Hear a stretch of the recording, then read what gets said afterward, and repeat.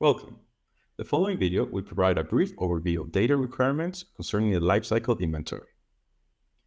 Once the functional unit, project boundaries, and different alternatives have been properly defined, it is time to quantify the required materials, machine work, transportation scenarios, and energy consumptions. From here on, we'll use case 1 from the available IGS templates as an example.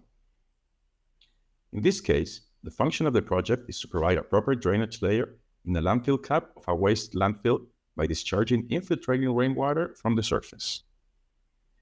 For this, the functional unit is defined as the construction, use, and disposal of a drainage layer of 1 square meter surface area with an hydraulic conductivity of 1 millimeter per second or more.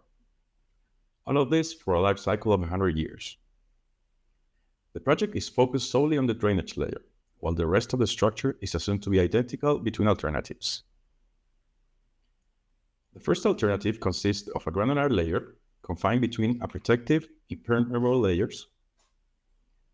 And the second alternative consists of a composite geosynthetic layer, which acts as a filter, drain, and protective material all in one. As the surface recultivation layer and the bottom mineral sealing are the same for both alternatives, it can be left out of the lifecycle inventory.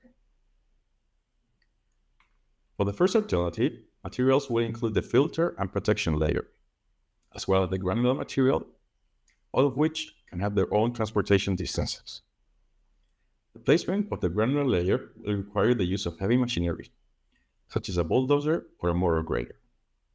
Using the equipment efficiency, the layer thickness, and the surface area defined in a functional unit, machine hours or diesel consumptions can be calculated.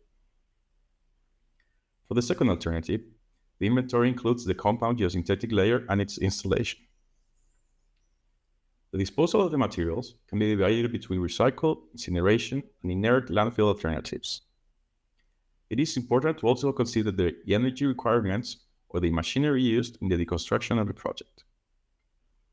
In this example, the LCI is considerably simplified thanks to the proper definition of the functional unit.